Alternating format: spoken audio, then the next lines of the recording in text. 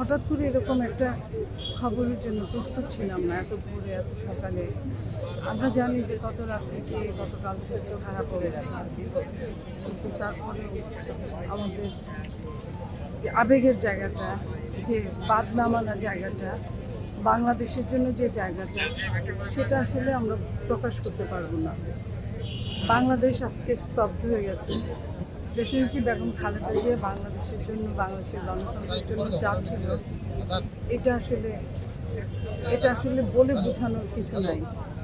উনি এমন একজন গণতন্ত্রের প্রতিষ্ঠাতা ছিলেন বাংলাদেশের প্রেক্ষাপটে, যে যখন ওনাকে এই ১/১১ সরকার দেশ ছাড়া করার জন্য সিরিয়াসভাবে ওনাকে চাপ দিচ্ছিল, উনি বলেছিলেন, আমি আমার এতগুলো সন্তান রেখে কোথায় যাব।